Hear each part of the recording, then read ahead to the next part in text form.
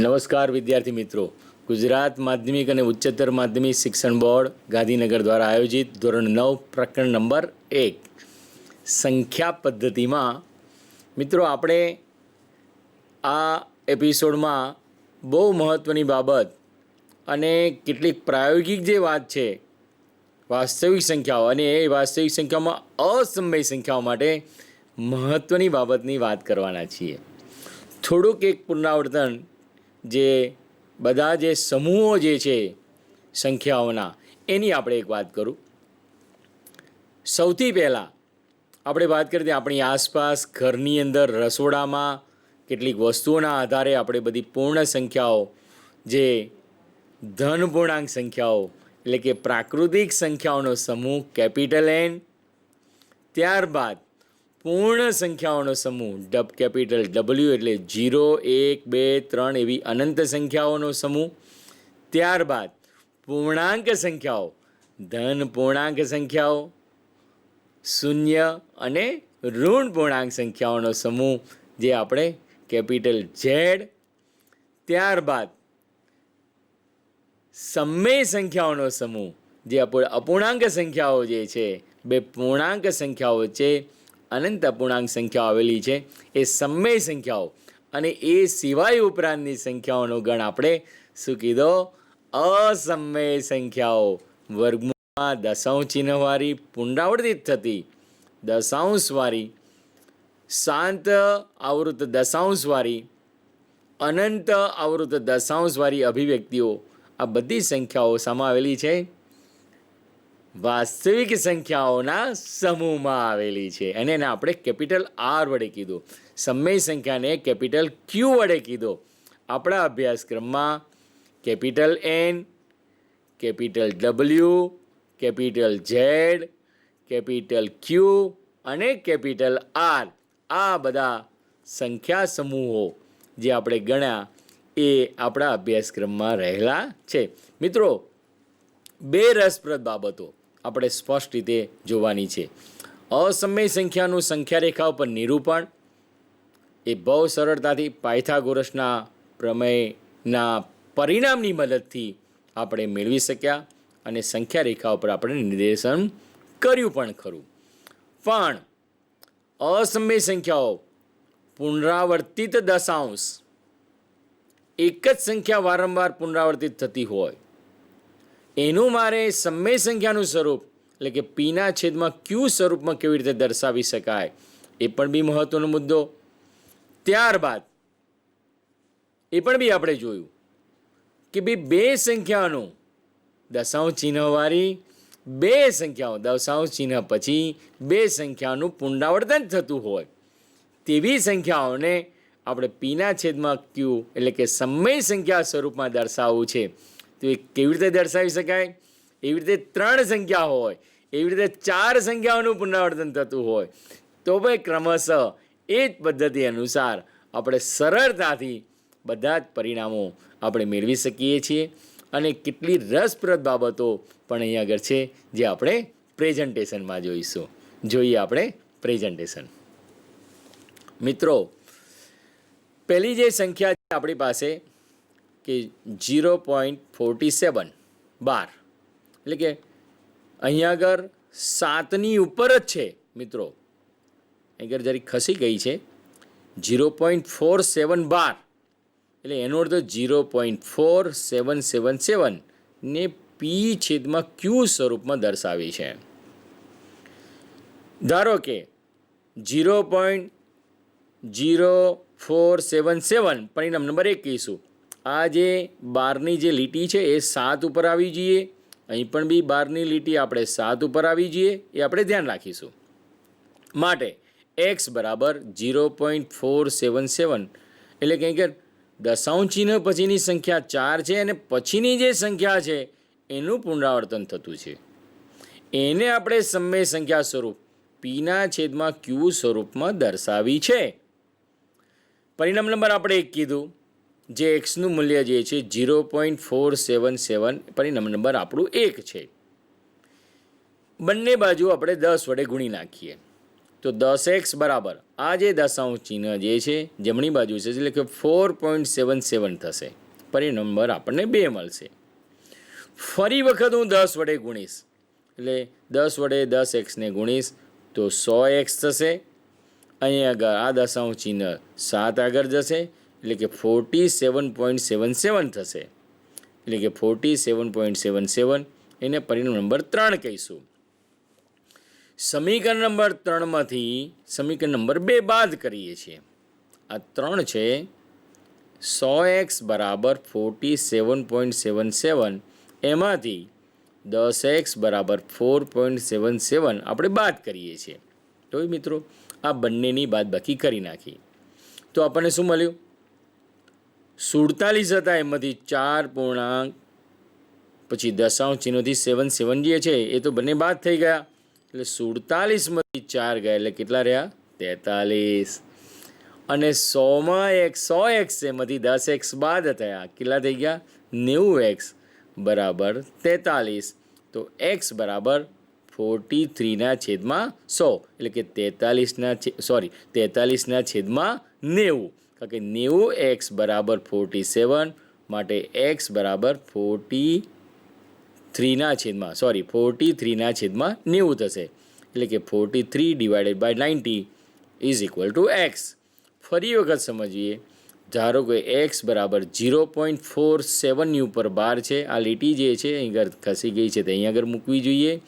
એના બરાબર 0.4777 એ પરિણામ નંબર 1 છે. બંને બાજુ 10 વડે ગુણતા દશાંશ ચિહ્ન અહીં આગળ જતું રહ્યું એટલે કે 4.77 એટલે પરિણામ નંબર 2 મળ્યું.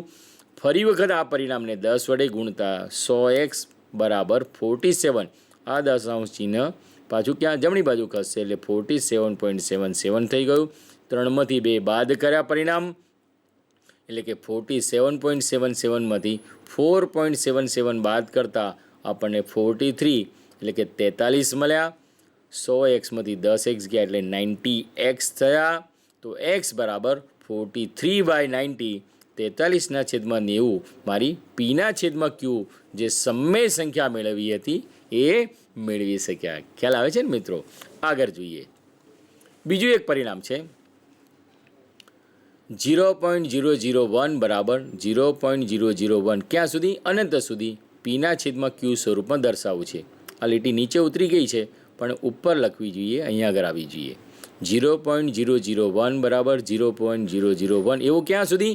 અનંત સુધી. એને પરિણામ નંબર 1 આપણે એના બરાબર x ધારી લઈએ છીએ. જોયું મિત્રો? માટે x બરાબર 0.001 બંને બાજુ કેટલા વડે? 1, 2 અને 3 દશાંશ 1000 વડે ગુણી નાખીએ છીએ. એટલે આ જે દશાંશ ચિહ્ન જે હતું 3 અંકો પછી ક્યાં આવ્યું? 1 પછી આવ્યું. જોયું? એટલે કે 001 પછી 001 પરિણામ નંબર 2 મળશે. 2માંથી પરિણામ નંબર 1 બાદ કરી નાખીએ. 2માંથી 1 બાદ કરતા એટલે કે 1000xમાંથી x બાદ કર્યા. અહીં આગળ તમે જુઓ 1.001 માઇનસ 0.001 એટલે કે દશાંશ ચિહ્ન પછીની સંખ્યા બંને જતી રહી. એટલે એનો અર્થ શું થઈ ગયો? મારે શું મળ્યું? એક પૂર્ણાંક પછી એટલે કે 1.001 એવી અનંત સંખ્યામાંથી 0.001 અનંત સંખ્યા આપણે બાદ થઈ ગઈ તો બાકી મારી પૂર્ણાંક સંખ્યા 1 મળી. 1000xમાંથી x બાદ કરી દીધું એટલે કે 999x મળ્યા. તો xનું મૂલ્ય x બરાબર 1/999 માટે કહી શકાય x ઇક્વલ ટુ 1/999 અથવા x ઇક્વલ ટુ 1/999. આ આપણને શું મળશે? પીના છેદમાં ક્યુ સ્વરૂપમાં દર્શાવવાનું પરિણામ મળશે. મિત્રો હવે તમને ખ્યાલ આવી ગયો? આવી જ રીતે પરિણામ બીજા અન્ય સંખ્યાઓ અહીંયા આગળ તમારી મારી પાસે 0.001 છે એની જગ્યાએ તમે અન્ય કોઈ સંખ્યાઓ લખીને આ જ રીતે x ધારીને આ જ રીતે 1000 ગુણીને આ જ રીતે બાદબાકી કરીને પરિણામ મેળવશો તો હું આશા રાખું છું તમે અન્ય પી છેદમાં ક્યુ સ્વરૂપની સંખ્યા જાતે તમે સરળતાથી મેળવી શકશો. એનો અર્થ એવો થયો કે દશાંશ ચિહ્નવાળી અસમય સંખ્યા જે છે વાસ્તવિક સંખ્યામાંથી જે આપણને દર્શાવી છે એ સંખ્યાઓને પણ આપણે પીના છેદમાં ક્યુ સ્વરૂપની અંદર પણ દર્શાવી શકાય છે. એટલું તો સ્પષ્ટ છે. અને પીના છેદમાં ક્યુ સ્વરૂપ એટલે શું? ભાગાકાર ક્રિયાનું સ્વરૂપ. ફરી વખત અહીંયા કરજો. એકને આ જે એક સંખ્યા છે એકના છેદમાં 999 છે. એકને 999 વડે ભાગો તો પાછું શું સંખ્યા મળશે? 0.001 0.001 અનંત આવૃત દશાંશ અભિવ્યક્તિ મળશે. જોયું મિત્રો? અનંત આવૃત દશાંશ અભિવ્યક્તિનું આ શું થઈ ગયું? સમય સ્વરૂપ 1ના છેદમાં 999 સંખ્યા આપણને મળી ગઈ. આવું અન્ય પરિણામ તમે મેળવી શકશો. આગળ આપણે જોઈએ બીજી એક સંખ્યા લઈએ. ચોથો જે પરિણામ છે 0.999 બરાબર 0.9ના છેદમાં ઉપર 9ના ઉપર કેવા છે? 12 છે. એનો અર્થ શું થઈ ગયો? 9 વારંવાર રિપીટ થતા છે અનંત સુધી. એને પી છેદમાં ક્યુ સ્વરૂપમાં દર્શાવવા છે. તફાવતને એના સ્વરૂપમાં દર્શાવવા છે. ધારો કે x બરાબર 0.009 બરાબર 0.9ની ઉપર 12 લખાશે. x બરાબર 0.009 અનંત સુધી બંને બાજુ 10 વડે ગુણો તો આ દશાંશ ચિહ્ન અહીં આગળ આવી જશે. તો 9 પ્લસ 0.99 થશે. એમાંથી 0.99 જે x છે એમાંથી બાદ કરશું તો 10xમાંથી x બાદ થયા કે 9x બરાબર કેટલા થઈ ગયા? 9 થયા. તો x બરાબર 9/9 એટલે કે 9ના છેદમાં 9 ભાગાકાર કરતાં 1 મળશે. એટલે કે 0.999 અનંત સંખ્યા બરાબર 1. તફાવત નથી. એટલે અહીંયા આગળ આનો બંનેના અનુસંધાનમાં જોઈએ કે પી છેદમાં ક્યુ સ્વરૂપનો તફાવત શોધવાનો છે. અહીં કોઈ તફાવત છે નહીં. અહીં તફાવત નથી. એ બંને કેવી છે? સંખ્યાઓ સરખા છે. આ કેવું છે? અનંત આવૃત દશાંશ અભિવ્યક્તિ છે. અને આ સમય સંખ્યા સ્વરૂપે આપણને પૂર્ણ સંખ્યા સ્વરૂપે 1 મળે છે. તો 1 બરાબર આપણે 0.999 અનંત સંખ્યા લખી શકીએ. બંને વચ્ચે કોઈ તફાવત નથી. બંને સંખ્યાઓ કેવી છે? સરખી છે. જોયું મિત્રો? કેટલું બધું રસપ્રદ બાબત છે. આ રીતે તમે પણ એવું અન્ય આવી એક સંખ્યા શોધી કાઢો કે જેનો તફાવત આવે નહીં અને બંને સરખી થાય. તમે વારંવાર આવા કોઈ જુદી જુદી સંખ્યાઓ લેશો તો તમે સરળતાથી પાછો તફાવત મેળવી શકશો. મેળવી શકાય ને મિત્રો? તમે પ્રયત્ન હોમવર્કની અંદર કરજો અને તમારું હોમવર્ક પાછું તમારા ટીચરને બતાવજો. આગળ વાત કરીએ બીજું એક પરિણામમાં કે વાસ્તવિક સંખ્યાની દશાંશ અભિવ્યક્તિમાં 1/3 જે છે એ દશાંશ અભિવ્યક્તિ મેળવીએ. 1ને 3 વડે ભાગીએ છીએ. જોયું? ભાગ ન ચાલે એની 0 10 થયા 3 તરીના 9 પાછા 1 વધ્યા ફરી વખત 10 થયા 3 તરીના 9 પાછા 10 થયા 3 વડે ભાગ ચાલ્યા 3 તરીના 9 પાછું મને શું મળી? શેષ 1 મળી. ક્યાં સુધી? અનંત સુધી મને પાછી આવી નવી શેષ 1 મળ્યા રાખશે. એટલે 0.333 એ આપણું શું મળશે? ભાગાકાર મળશે. ટૂંકમાં શેષ 1 છે.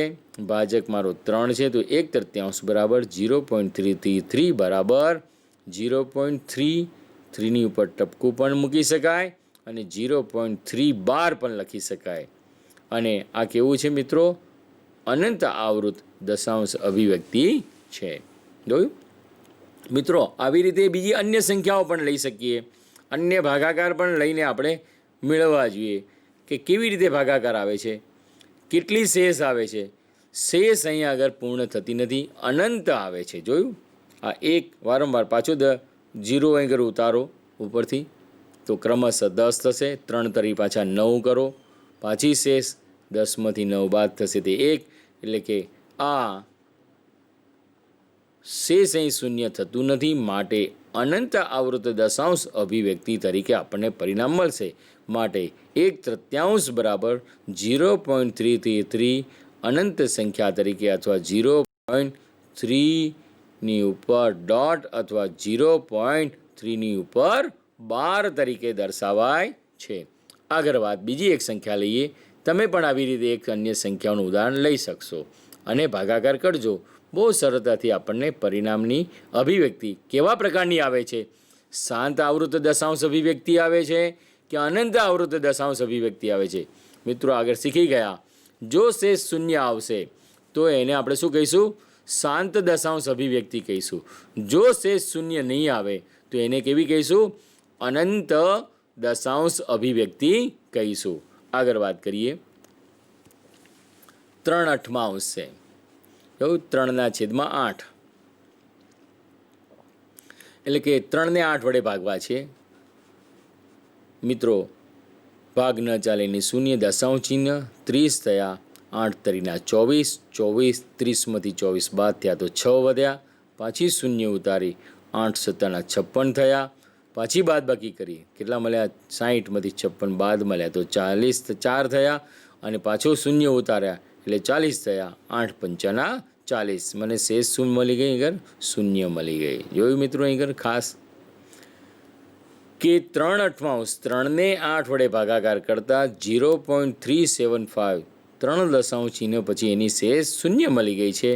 માટે આ કેવું છે? શાંત આવૃત દશાંશ અભિવ્યક્તિ છે. કેવી છે? શાંત આવૃત દશાંશ અભિવ્યક્તિ છે. અહીં કે શેષ 6 4 અને શૂન્ય મળી ગઈ. ભાજક મારો 8 છે, માટે 3/8 બરાબર 0.375 મળશે, અને એને આપણે શાંત દશાંશ અભિવ્યક્તિ કહીશું. આગળ આપણે જોઈ એમાં 1 આવતી હતી, તેનો અંત નહોતો આવતો, શેષ તરીકે શૂન્ય નથી, માટે અનંત આવૃત દશાંશ અભિવ્યક્તિ કહેતા હતા. આની અંદર શેષ શૂન્ય આવી ગઈ છે, માટે 3/8 બરાબર 0.375 આ સંખ્યા શાંત આવૃત દશાંશ અભિવ્યક્તિ કહીશું. ખ્યાલ આવે છે ને મિત્રો? આગળ વાત કરીએ. બીજું એક પરિણામ લઈએ કે 0.333 બરાબર 0.312 ને પીના છેદમાં ક્યુ સ્વરૂપમાં દર્શાવો. આગળ આપણે દર્શાવીશું એ જ રીતે અહીં આગળ દર્શાવેલું છે. ધારો કે એક્સ બરાબર 0.333 0.333 અનંત સુધી બરાબર 0.312 કહીશું. અહીં આગળ એક્સ ધાર્યા છે.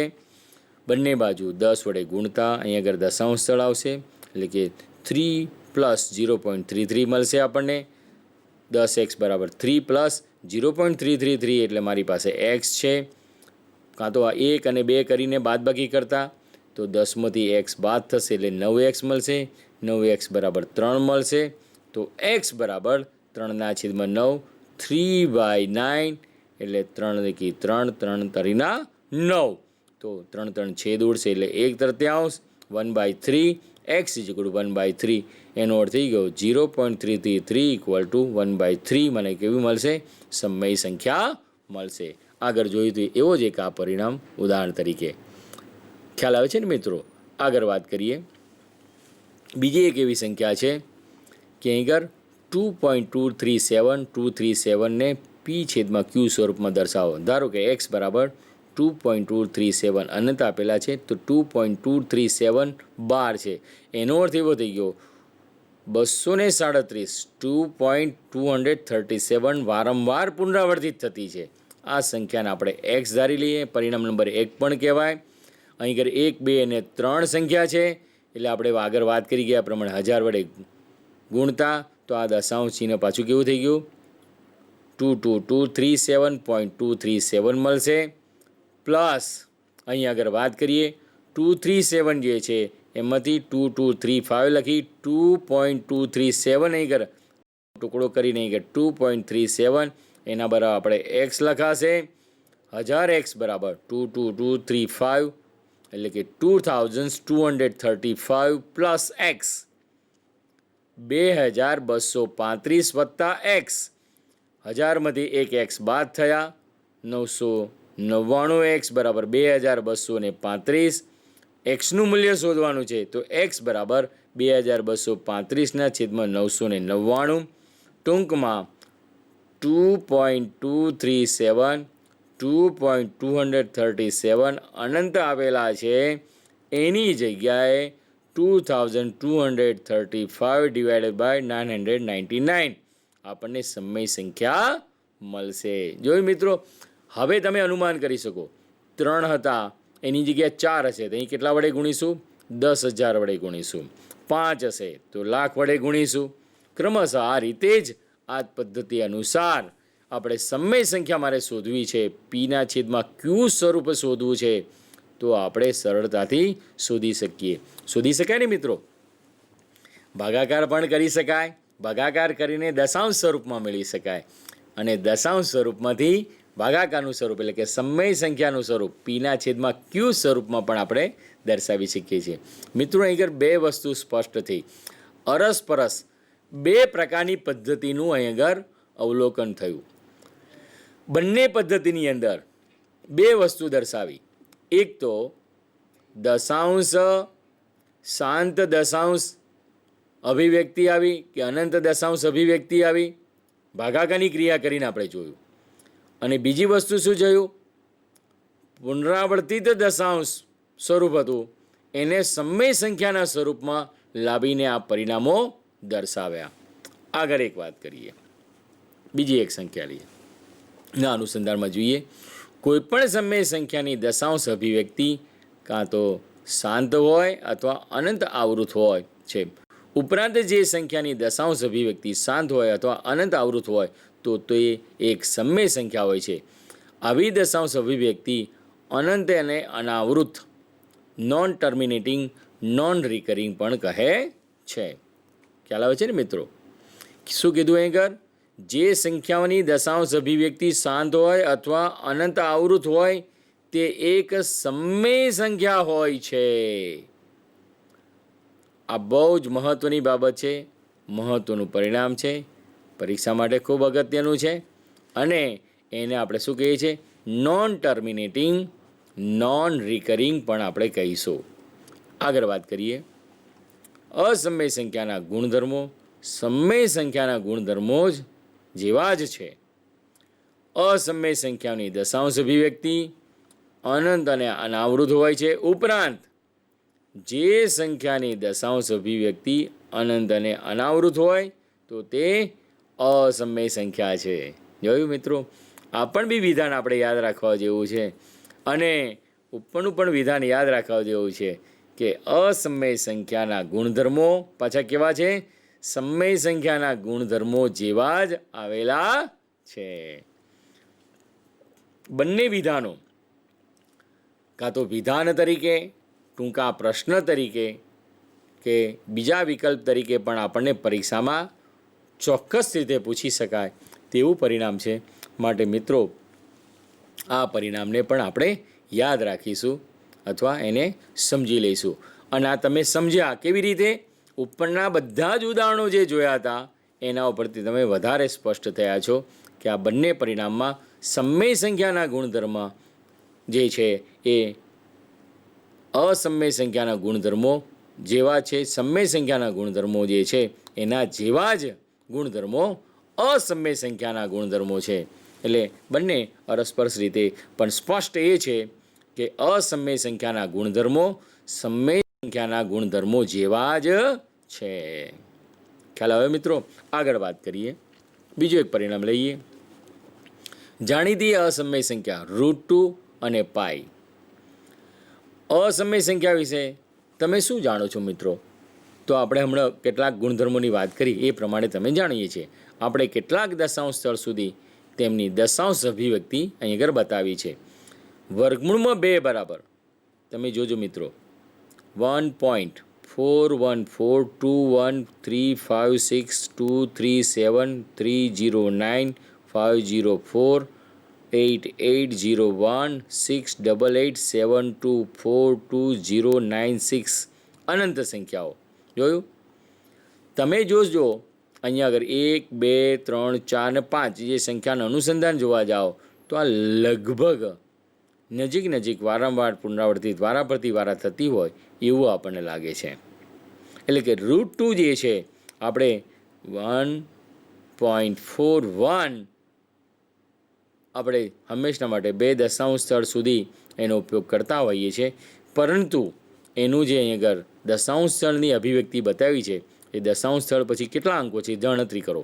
1, 2, 3, 4, 5, 6, 7, 8, 9, 10, 11, 12, 13, 14, 15, 16, 17, 18, 19, 20, 21, 22, 23, 24, 25, 26, 27, 28, 29, 30, 31 અને ક્યાં સુધી આવે છે? અનંત સુધી આવે છે. જોયું મિત્રો અહીં ઘર? એટલે 29 સુધી તો વર્ગમૂળમાં બેનું આપણે દશાંશ અભિવ્યક્તિ અહીં ઘર દર્શાવેલી છે, શોધાયેલી છે.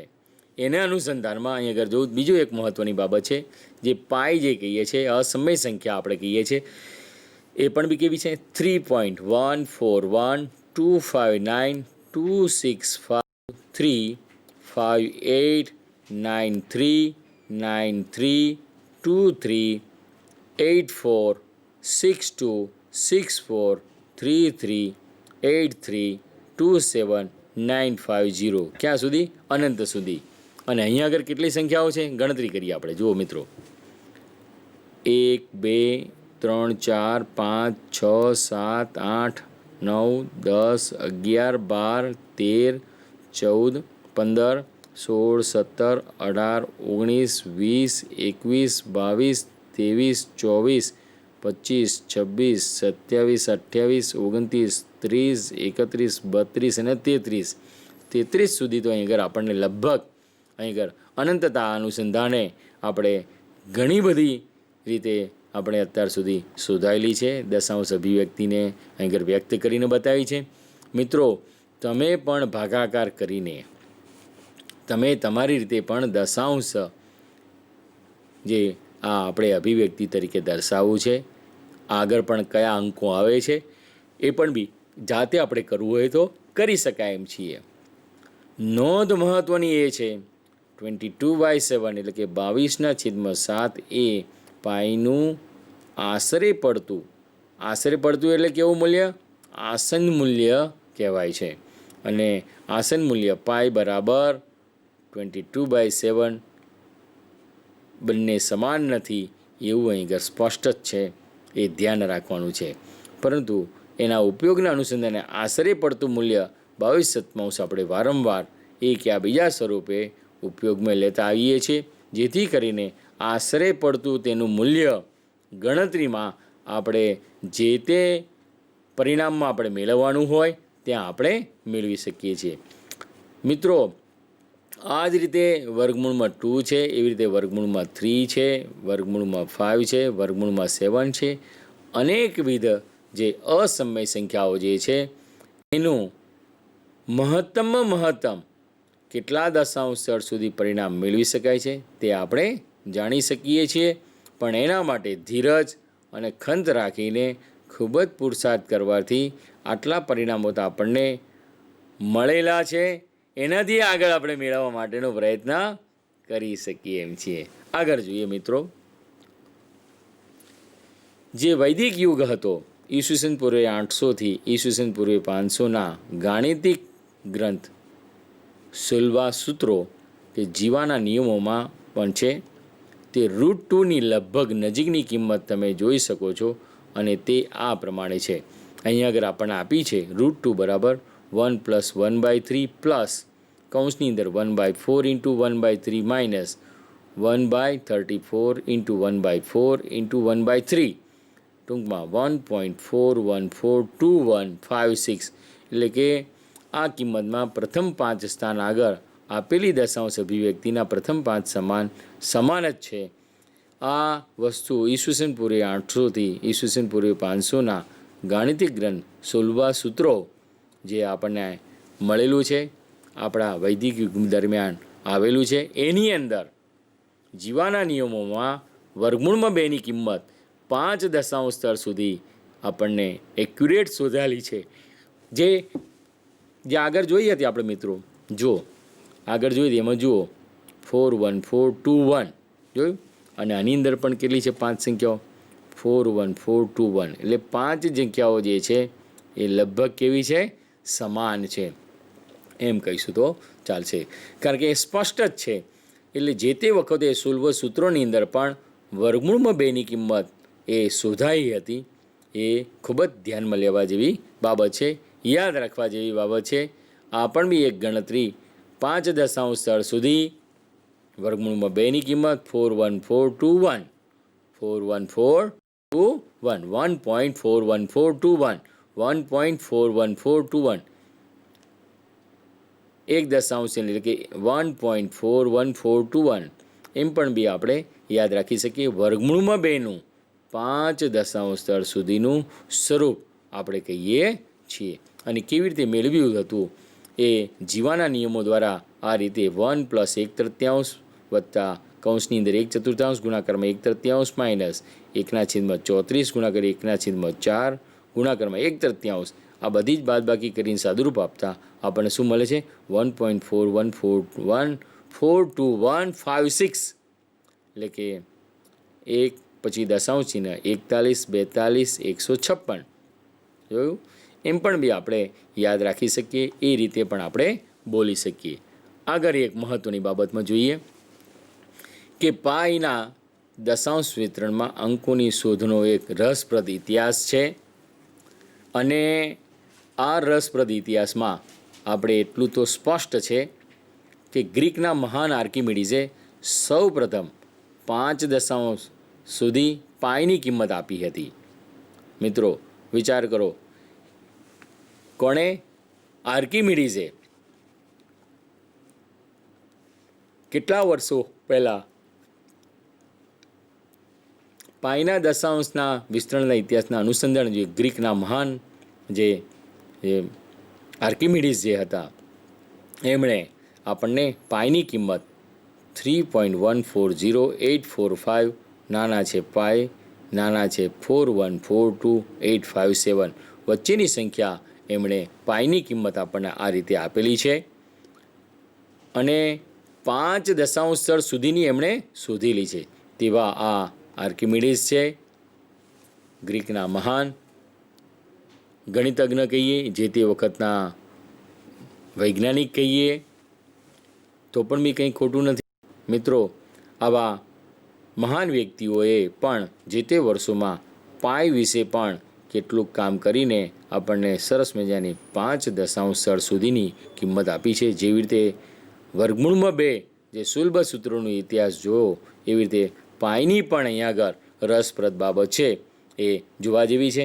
કારણ કે તમે જુઓ આગળની જે પાઈની કિંમત આપણે દર્શાવી છે આપણે જોઈએ કે પાઈની કિંમત આપી છે જો 3.14125 અને અહીંયા આગળ આપણે જોઈએ કે 3.14125 નિયરેસ્ટ કહેવાય, કહી શકાય કે એના અનુસંધાને અહીં આગળ કિંમત એની આ બંને સંખ્યાઓની વચ્ચેની કિંમત એ પાઈની કિંમત છે એમ આપણે કહી શકીશું.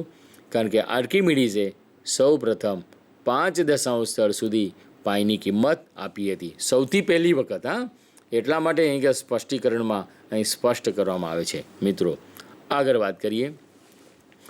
ભારત દેશના મહાન ગણિતજ્ઞ અને ખગોળશાસ્ત્રી આર્યભટ્ટે પાઈની કિંમત 4 દશાંશ સુધીની મેળવી હતી. હાઈસ્પીડ કોમ્પ્યુટરની મદદથી પાઈની કિંમત 1.24 ટ્રિલિયન ડેસિમલ પ્લેસીસ દ્વારા પણ દર્શાવી શકાય. એનો અર્થ એવો થયો કે પાઈની કિંમત ભારતના ગણિતજ્ઞ અને ખગોળશાસ્ત્રી આર્યભટ્ટે પણ આપી હતી, જોયું? અને કોમ્પ્યુટરની મદદથી તો 1.24 ટ્રિલિયન ડેસિમલ પ્લેસીસ એટલે કેટલી મોટી કિંમત વિચાર કરો મિત્રો. એ દ્વારા પણ આપણે અહીંયા આગળ પાઈની કિંમત શોધેલી છે. મિત્રો પાઈ અને વર્ગમૂળમાં 2 માટે આ કેટલીક રસપ્રદ માહિતી છે. ખરેખર ખૂબ જ આપણે ગૌરવ લેવું જોઈએ કે ભારત દેશના મહાન ગણિતજ્ઞ અને ખગોળશાસ્ત્રી આર્યભટ્ટે પણ પાઈની કિંમત માટે બહુ વર્ષો પહેલાં પણ ચોક્કસ દિશામાં યોગદાન આપ્યું. અને એમણે આજે જે મહત્ત્વની બાબત જે છે જેનો આપણે અભ્યાસ અર્થે ઉપયોગમાં લઈએ છીએ અને હાઈસ્પીડ કોમ્પ્યુટરની મદદથી પાઈની કિંમત પણ મેળવી શક્યા છીએ. અને કેટલું 1.24 ટ્રિલિયન ડેસિમલ પ્લેસ દ્વારા એટલે કે આટલા બધી સંખ્યાઓ સુધી પણ આપણે મેળવી શક્યા છીએ. આગળ વાત કરીએ. એક ઉદાહરણ છે, 1/7 અને 2/7 વચ્ચેની એક અસમય સંખ્યા શોધો. 1/7 બરાબર 0.142857 છે અને 2 સત્તાંશ છે તો 0.285714 વચ્ચેની સંખ્યાઓની વાત છે.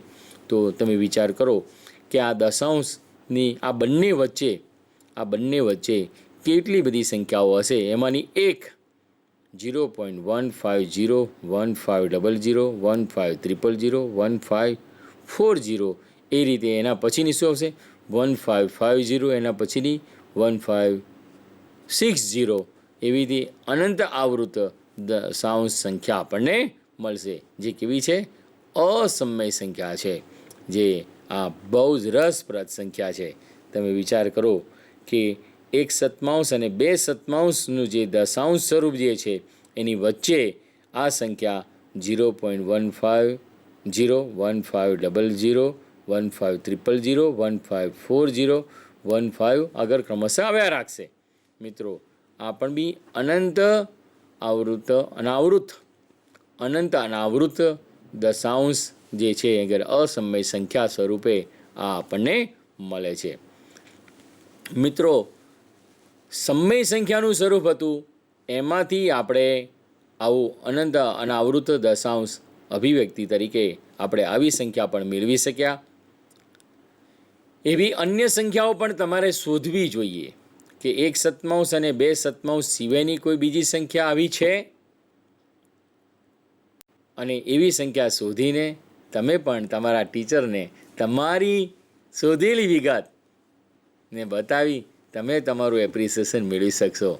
મિત્રો આશા રાખું છું આમાંથી પણ તમને એક નવો વિચાર આવશે કે 1 સત્તાંશ અને 2 સત્તાંશ સિવાયની કોઈ અસમય સંખ્યા હોય તો એને મારે આવી રીતે દશાંશ સ્વરૂપમાં અને એની વચ્ચેની સંખ્યા કેટલી બધી હશે એમાંની કોઈ એક સંખ્યા અહીં આગળ દર્શાવી છે એવી રીતે દર્શાવજો, અને તમે તમારા વિષય શિક્ષકને બતાવજો કે સર મેં આવી એક સંખ્યા શોધી છે. સમજાય છે ને મિત્રો? આગળ એક વાત કરીએ, બહુ જ મહત્ત્વની બાબત, ક્રમશઃ રસપ્રદ બાબત કહીએ તો ક્રમિક વિપુલ દર્શિતાની પદ્ધતિ વડે 3.4544નું નિરૂપણ કરવું છે. કેવી રીતે? વાસ્તવિક સંખ્યા છે કે 3.454 3 દશાંશ સ્થળ સુધી 3 અને 4 વચ્ચેની, જોયું? 3 અને 4 પૂર્ણાંક સંખ્યા છે, એટલે આ સંખ્યા જે છે 3.454 એ 3 પૂર્ણ સંખ્યા અને 4 પૂર્ણ સંખ્યા વચ્ચે આવેલી સંખ્યા છે. જોયું? હવે અહીં આગળ વાત કરવા જઈએ કે આ 3 અને 4 વચ્ચે, જોયું? 3 અને 4 વચ્ચે આવેલી છે સંખ્યા. તો 3 સાયન્સમાં આપણે જોઈએ તો એની અને એવી રીતે 4થી તો એની વચ્ચે બીજા કુલ કેટલા ભાગ થવા જોઈએ? 10 ભાગ જેવા. 3.1થી માંડીને 9 ને 1 આ 10 થશે, બરાબર? તમે વિચાર કરો, મારે કયું લેવું છે? 3.4 લેવા છે, અને 3.4 અને 3.5 એની વચ્ચે આ પાછી સંખ્યા આવેલી છે, જોયું? એટલે કે 3.4 અને 3.5 વચ્ચે. મિત્રો આને આપણે પ્રેક્ટિકલી પણ એક સાધન વડે આપણે દર્શાવવાના છીએ, એને જોવાના પણ છીએ, પણ પહેલાં આપણે પ્રેઝન્ટેશનમાં જોઈએ. જો 3 અને 4 3.4 અને 3.5 એની વચ્ચેની 10 સંખ્યાઓ 10 ભાગ કરીએ, જોયું મિત્રો? 10 ભાગ કરીએ તો, અને એમાં કયો છે? એમાં 5 છે, તો 3.40 અને 3.50 ની વચ્ચેના 10 અંકો છે, તો 3.41 3.42 3.43 3.44 અને 3.45 3.46, એટલે 45 અને 46ની વચ્ચે પાછી આ સંખ્યા આવેલી છે, જોયું? એટલે આ 3.45 અને 3.46 3.47 3.48 3.49 પણ 3.45 અને 3.46 એની વચ્ચે 3.454 સંખ્યા આવેલી છે. જુઓ મિત્રો, 3.45 3.46 એટલે કે 3.45 એટલે 3.450 અને 3.460 એની વચ્ચે, તો 3.451 3.452, 3.453 અને મારે આ 54 શોધવાની છે, જે મારે દશાંશ ચિહ્ન તરીકે 3.454 તે 3.454 જોયું. એટલે દશાંશ ચિહ્ન પછી 454 છે એ સંખ્યા, જે 3.454 જે 3.454 સંખ્યા આપણે આગળ મેળવી શકીએ છીએ. એ પછીની સંખ્યાઓ બધી 3.455, 3.456, 3.457 અને 3.458 અને 3.459 અને છેવટે 3.46. 3.59 પછી કેવા થશે? 3.460. ટૂંકમાં આ આપણે જે સંખ્યા મેળવવાની હતી એ દશાંશ ચિહ્નમાં આપણે મેળવી શક્યા. મિત્રો, આ જ વસ્તુને આપણે પ્રેક્ટિકલી મારે લેવું છે. જો આપણે વિપુલદર્શિતાની જે ક્રમિક પદ્ધતિનું એક સરસ મજાનું સાધન છે, આપણે એ સાધનમાં જોવા પ્રયત્ન કરીશું, આપણે નિહાળીશું, જોઈશું આપણે વિપુલદર્શિતાની પદ્ધતિમાં. જોઈએ આપણે મિત્રો કે અહીંયા આગળ આપણી સંખ્યા જે છે 3 અને 4 વચ્ચેની સંખ્યા છે, અને એની વચ્ચે આ સંખ્યા આવેલી છે 3.454 સંખ્યા આવેલી છે. બરાબર મિત્રો? તો એ તમે જોશો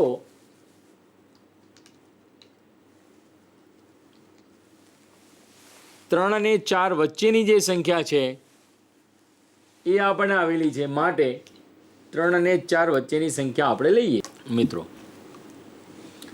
આ 1, 2 અને 3 અને આ ચોથી સંખ્યા 3 અને 4 વચ્ચે આવેલી છે. એટલે 3 થી આપણે ક્યાં કરીએ કે જીરો સંલગ્નમાં અહીં આગળ 4 થી આગળ બી જોઈએ. જોયું મિત્રો? હવે શું છે? 3.45 કીધા છે, એટલે 4 અને 5. તો અહીં શું લેશો? 1, 2, 3, 4 અને 5. જોયું મિત્રો? એટલે 4 અને 5 જે છે અહીં આગળ એની વચ્ચેથી આપણે સંખ્યાઓ આપણે પાછી લઈશું, 4 અને 5. તો પાછું બીજું એક રબર બેન્ડ લઈ અને પાછું એને 4 અને 5 સાથે જોડી દઈએ. એટલે એનો અર્થ શું થઈ ગયો? પાછા 4 અને 5 3.45ના પણ પાછા 10 ભાગ થઈ ગયા આપણે. જોયું મિત્રો? અને હવે શું થયું? મારે સંખ્યા કઈ સંખ્યા જોવાની છે? 4, 5 થઈ ગઈ, 4 અને 5 થઈ ગયા, અને 4 અને 5ના 3.4 અને 5ના પણ પાછા કેટલા થઈ ગયા? 10 ભાગ થઈ ગયા. અને એનો કયો છે? ચોથો ભાગ. એનો કયો ભાગ છે? ચોથો ભાગ. એટલે 1, 2, 3, અહીં 3 અને 4. એટલે આ જે સંખ્યા જે છે મારી સંખ્યા, જે આપણે કહીએ કે 1, 2, 3 અને 4, એ આ મારી જે સંખ્યા છે એ મારી કેવી થશે? 3.454 જે સંખ્યા જે આપણે કહીશું એ આપણી સંખ્યા થશે. જોઈ મિત્રો? એટલે કે આ સાધન જે છે એ જોવા જઈએ તો આપણી જાતે મિત્રો આગળ બહુ એક મારે તમને સમજાવવું છે. આ સમજમાં આપણે ખૂબ સ્પષ્ટ એટલા માટે છે કે બહુ તમે સરળતાથી સમજી શકશો કે પ્રેઝન્ટેશનમાં અને અહીંયા આગળ જે પ્રેક્ટિકલ વર્કમાં જે આપણે મોડલ બનાવ્યું છે એને કેવી રીતે બનાવવું, એ ખાલી સિમ્પલ પદ્ધતિ. મોડલ ખૂબ સરળ અને સહેલું છે. તમે જોશો આખું મોડલ એક પાટિયા ઉપર એક સીટ લગાવી દીધી, બરાબર? કાગળની એક કાગળ ચીપકાવી દો ખાલી, અને એના ઉપર 5 ને 6 એક ફૂટપટ્ટી લગાડી દીધી છે. જોયું? ચીપકાવી દીધી છે. હવે જે દશાંશ ચિહ્ન જે છે, જે મારે સંખ્યા લેવી હશે એ સંખ્યાના અનુસંધાને હું એંગર બતાવી શકીશ. અને રબર બેન્ડથી એને બીજી સંખ્યાના પાછા, બીજી ફૂટપટ્ટીના પાછા કેવા છે? 10 ભાગ છે. એના ઉપર એક પિન લગાવી દીધી, પુશ પિન જે આપણે કહીએ છીએ, જે આપણે પુશ પિન સરળતાથી નોટિસ બોર્ડ ઉપર તમે જોઈ હશે.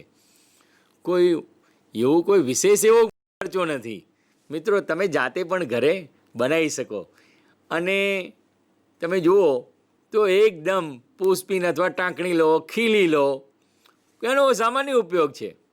એક પાટિયા ઉપર લાકડાની ફૂટપટ્ટી લઈ લો, અથવા ફૂટપટ્ટી નથી, ચાલો તમારી પાસે ફૂટપટ્ટી પણ નથી તો લાકડાની પટ્ટીઓ પણ છે ને. પાટિયા ઉપર સરસ મજાનું કલર રંગીન કલર વાળું કાગળ ન હોય તો સફેદ કાગળ, એ ના હોય તો નોટબુકનો કાગળ, ફૂલસ્કેપનો કાગળ, આપણી પાસે બધા ઓપ્શન છે. લગાડી દો અને પટ્ટીઓ લગાડી દો લાકડાની, એના ઉપર ફૂટપટ્ટીના સ્કેલથી આંકી દો 1 થી 10 અંક, 1 થી 10 અંક, 1 થી 10 અંક.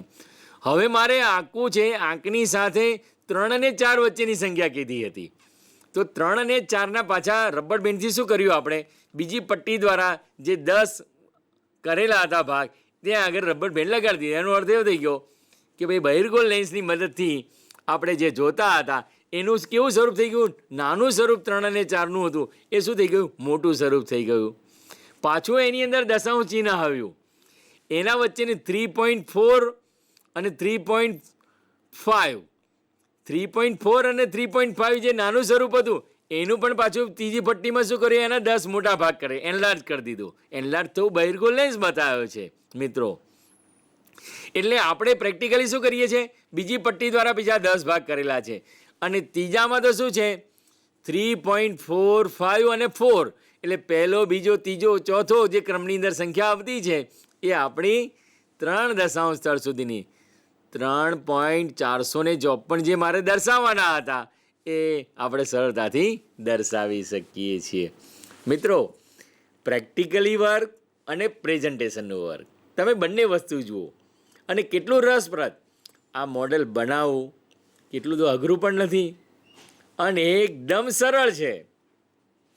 કારણ કે એને એવી રીતે તમે સમજીને લેશો તો કોઈ તકલીફ નથી. ફરી એક વખત આનું આ પરિણામ જે પ્રેઝન્ટેશનમાં પુનરાવર્તનમાં લઈએ, આપણે ફરી વખત જોઈશું પ્રેઝન્ટેશનમાં કે મારે વિપુલ દર્શિતાની પદ્ધતિ એટલે આ બહિર્ગોળ લેન્સ છે અને 3.454 સંખ્યા છે 3 અને 4ની વચ્ચે આવેલી છે. તો 3 અને 4ને બહિર્ગોળ લેન્સમાં જોઈને આપણે શું કરીએ છીએ, આ 3 અને 4નો આ મોટું સ્વરૂપ આપણે લઈએ છીએ. એટલે એનો અર્થ એવો થઈ ગયો એના 10 ભાગ કર્યા છે. હવે 3.4 લખ્યા છે તો 3.4 અને 3.5 આ જે અહીં લીધું છે એનું પણ મારે મોટું સ્વરૂપ કરશું એટલે એના પછીની મારે સંખ્યા મળશે. જોયું?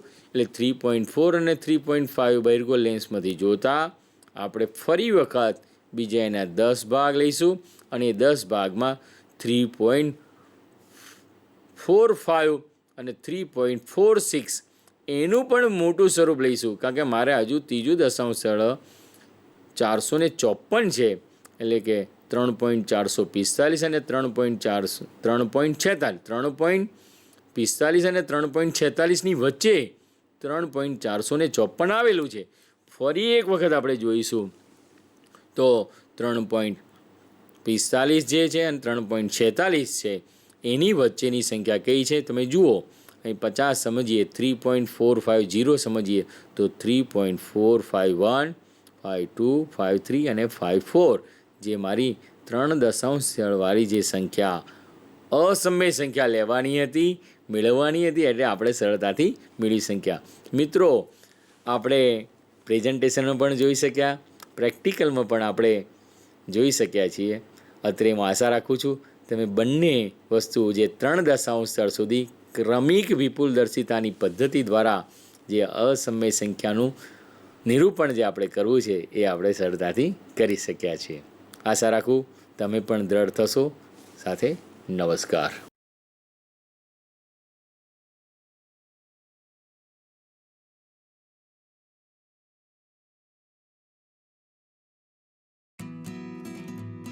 એકવીસમી સદી આપણને કારકિર્દીની અનંત તક આપે છે. જે વિદ્યાર્થીઓ 10મા ધોરણ પછી શું કરવું, કઈ કારકિર્દી પસંદ કરવી એવી મૂંઝવણમાં હોય તેઓ પોતાના રુચિની ક્ષમતાના આધારે ઘણા બધા ક્ષેત્રમાં કારકિર્દી બનાવી શકે છે. આવું એક ક્ષેત્ર છે લલિત કલા. ચાલો જાણીએ આ ક્ષેત્ર વિશે અને આ ક્ષેત્રમાં કારકિર્દીની વિવિધ તક વિશે. માનવ અસ્તિત્વની શરૂઆતથી લલિત કલા આપણા જીવનનો એક અભિન્ન ભાગ છે. લલિત કલા વ્યાપક રીતે 3 પ્રકારોમાં વર્ગીકૃત કરી શકાય છે: વિઝ્યુઅલ આર્ટ્સ, પરફોર્મિંગ આર્ટ્સ અને અપ્લાઇડ આર્ટ્સ. વિઝ્યુઅલ આર્ટ્સમાં ડ્રોઈંગ, પેઇન્ટિંગ, સ્કલ્પ્ટિંગ એટલે કે મૂર્તિકલા, ડિઝાઇનિંગ વગેરેનો સમાવેશ થાય છે. જ્યારે પરફોર્મિંગ આર્ટ્સમાં ડાન્સ, નાટક અને સંગીતનો સમાવેશ થાય છે. અપ્લાઇડ આર્ટ્સ એટલે રાંધણ વિજ્ઞાન, સૌંદર્ય વિજ્ઞાન, fashion designing, interior designing, advertising, graphic design, animation અને મલ્ટીમીડિયા, ફોટોગ્રાફી અને ફિલ્મ નિર્માણનો સમાવેશ થાય છે. ક્રિએટિવિટી અને ઇનોવેશન આજના યુગમાં, ડિજિટલ અને તકનીકી ક્રાંતિના યુગમાં ખૂબ મહત્વનું છે, જેથી લલિત કલામાં નવા કારકિર્દીના માર્ગ ખુલ્યા છે. લલિત કલાના ક્ષેત્રમાં 10મા ધોરણ પછી ઉચ્ચ માધ્યમિક વ્યવસાયલક્ષી અભ્યાસક્રમો છે, જે રોજગારી અને સ્વરોજગારીની તક તરફ લઈ જાય છે. તેવી જ રીતે 10મા પછી આઈટીઆઈ અને ઘણા અભ્યાસક્રમો છે, જેવા કે ડેસ્કટોપ પ્રકાશન, architectural assistant, food technology, baking, sewing technology, photography વગેરે જેવા ડિપ્લોમા. ત્યાર પછી કંઈ પણ કામ કરીને અનુભવ પ્રાપ્ત કરી શકાય છે અને દૂરસ્થ શિક્ષણ દ્વારા ઉચ્ચ શિક્ષણનો અભ્યાસ કરી શકાય છે. સ્કૂલમાં આર્ટ્સમાં એલિમેન્ટરી અને ઇન્ટરમીડિયેટ પરીક્ષાઓ આપવી વિદ્યાર્થીને લલિત કલામાં કારકિર્દીની તૈયારી કરવા માટે મદદરૂપ થશે. 10મા પછી એક સરકારી વાણિજ્ય ડિપ્લોમા ઇન આર્ટ્સ અથવા જીડી આર્ટ્સ પણ પસંદ કરી શકે છે, જે 5 વર્ષનો કોર્સ છે અથવા 2 વર્ષનો આર્ટ શિક્ષક ડિપ્લોમા છે અને આ રીતે શિક્ષણમાં કારકિર્દી શરૂ કરી શકે છે. કોઈ પણ પ્રવાહમાં 12મું પૂર્ણ કર્યા પછી આર્ટ, મ્યુઝિક, ડાન્સ અથવા ડ્રામામાં ઊંડી રુચિ ધરાવતા વિદ્યાર્થીઓ સ્કલ્પચર, શિલ્પ, applied arts, visual arts, music, designing, performing arts, fashion design, પેઇન્ટિંગમાં વિશેષતા સાથે બેચલર ઇન ફાઇન આર્ટ્સ માટે નોંધણી કરાવી શકે છે. આ 4 વર્ષનો કોર્સ છે. જે વિદ્યાર્થીઓને કળા માટે જુસ્સો છે, તેઓ 12મા ધોરણ પછી દરેક માટે પ્રવેશ પરીક્ષા પાસ કરીને national institute of design, national institute of fashion technology અને આઈઆઈટીમાં અંડર ગ્રેજ્યુએટ કોર્સમાં જોડાવાનો પણ વિચાર કરી શકે છે. આર્કિટેક્ચર લલિત કલાનો બીજો વિકલ્પ છે, જે લલિત કલા અને ટેકનિકલ ક્ષેત્રો બંનેનું સંયોજન છે. ફક્ત એવા વિદ્યાર્થીઓ કે જેમને 12મું ધોરણ વિજ્ઞાન અને ગણિત આવશ્યક વિષય તરીકે પૂર્ણ કર્યું છે, તેઓ નાટા પ્રવેશ પરીક્ષાને પાસ કર્યા પછી આર્કિટેક્ચરમાં જોડાઈ શકે છે. લલિત કલામાં કારકિર્દી બનાવવા માટે ધીરજ અને ખંત રાખવા ખૂબ જ મહત્વપૂર્ણ છે. તમારી કલાને વિકાસવા માટે તમારે સમય આપવો જરૂરી છે. કલા માટે સર્જનાત્મકતા અને જુસ્સો આ ક્ષેત્રની પૂર્વ જરૂરિયાતો છે. આ ક્ષેત્રમાં ઉપલબ્ધ રુચિ, ક્ષમતા અને અસંખ્ય તકના આધારે તમારા સપનાની કારકિર્દી પસંદ કરવાનું શક્ય છે.